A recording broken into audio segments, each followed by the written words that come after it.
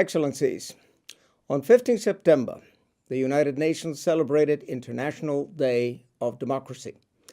My press release on the occasion underlines that democracy is an expression of self-determination, as self-determination is an expression of democracy.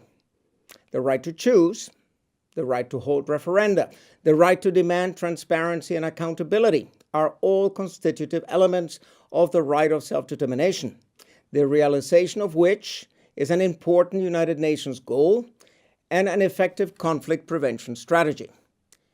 How many wars since 1945 had their origins in the denial of self-determination? How many millions of lives would have been spared if governments had respected the right of peoples to their culture, their religion, their identity? This brings me to the celebration today, 21st September, of International Day of Peace. As I have written in my reports to the Human Rights Council and to the General Assembly, there is a human right to peace with individual and collective dimensions. That human right finds its legal basis in the United Nations Charter and in the Human Rights Covenants. Among those elements that constitute the right to peace is the right of self-determination, which is enshrined in Common Article 1 of the Covenant on Civil and Political Rights and the Covenant on Economic, Social, and Cultural Rights.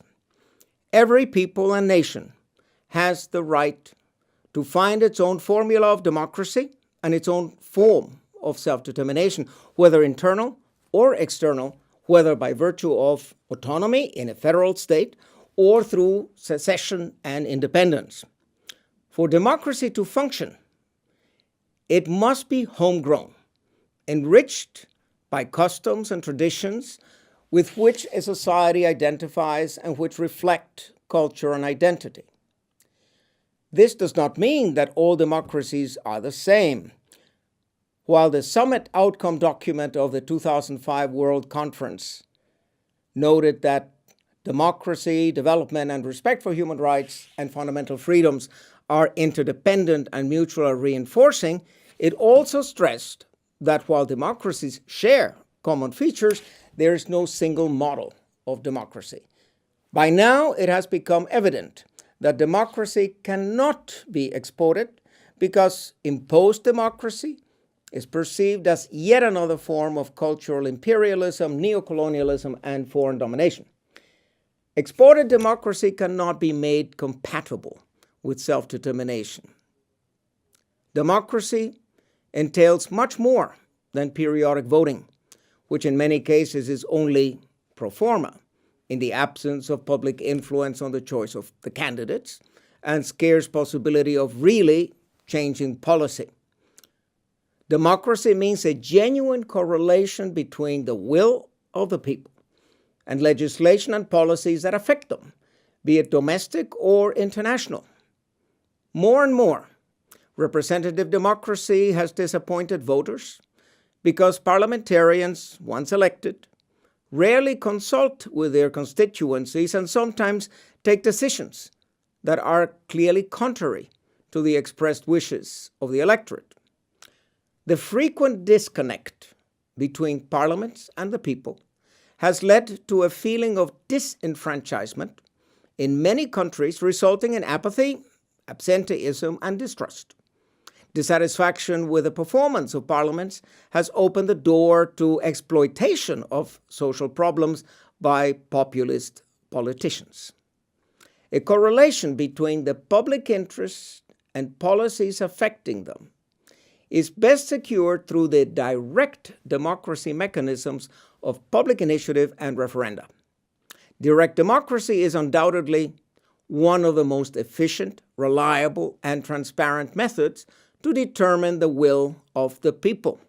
The United Nations should be invited to provide advisory services and technical assistance and organize public consultations.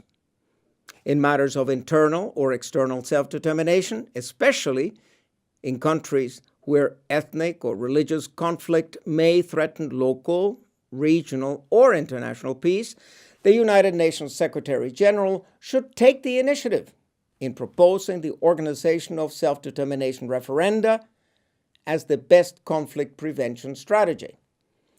International observers should be invited to ensure the transparency of such referenda. Democracy, indeed, can serve that primary goal of the United Nations, that is, to save succeeding generations from the scourge of war. However, democracy must be nurtured. The conditions for the emergence of true democracy include education, access to pluralistic and reliable sources of information, good faith consultation with all stakeholders, and open debate, free of the constraints of political correctness. What is needed is genuine, free, prior, and informed consent by the people for legislation and governmental acts that impact their lives, combining majority rule with respect for minority opinions and the human dignity of all persons. While a pluralistic and free press is necessary for the proper functioning of democracy, the old phenomena of fake news, spin doctors, and flavor of the month campaigns muddle the waters and corrupt the democratic process. Not only governments engage in dissemination of fake news, incomplete news, skewed information, censorship, but also the private sector, corporate media, and other conglomerates that try to create what Noam Chomsky called manufactured consent. Special interests, such as those of transnational corporations, financial bankers, or the military-industrial complex, must cease exercising disproportionate influence over domestic and foreign policy, frequently in direct contravention of the public interest. This is why I have called for a democratization of national and international communications, democratization of the media. Indeed, we know that freedom of opinion and expression are indispensable to democratic society. However, this freedom must serve, not manipulate democracy. What is needed is free access to pluralistic information and opinion, rather than homologated news services that echo each other and try to impose a politically correct version of reality. The media has a responsibility to disseminate information without selectivity, without suppressing pertinent facts, or forcing the facts into a single possible interpretation model. Democracy needs alternative news services and a general democratization.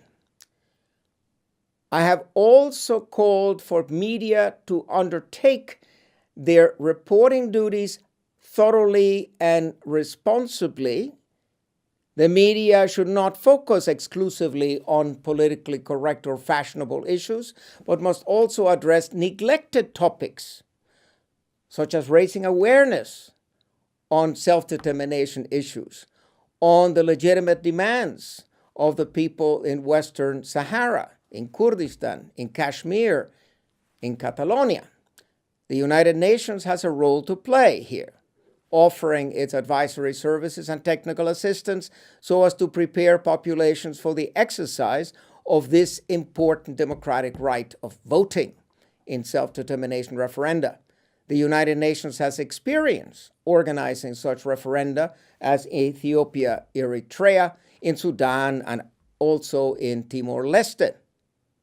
Would it not have been better if the United Nations had held those referenda before the wars, before the killing of innocent civilians, rather than after repeated massacres in those countries? The United Nations Secretary General should be more proactive in exercising preventive diplomacy. The General Assembly also should be seized of potential self-determination conflicts and be the first to call for referenda and self-determination wherever appropriate, as in Western Sahara, Kashmir, and Sri Lanka. The press also has a role to play in informing the public about these issues so that they can exercise their democratic rights responsibly. Equally importantly, the press should do its part to stop propaganda for war, to stop saber rattling, which is specifically prohibited in Article 20 of the International Covenant on Civil and Political Rights. Instead, the press should work for the peaceful realization of human rights and self-determination in larger freedom. I thank you for your attention.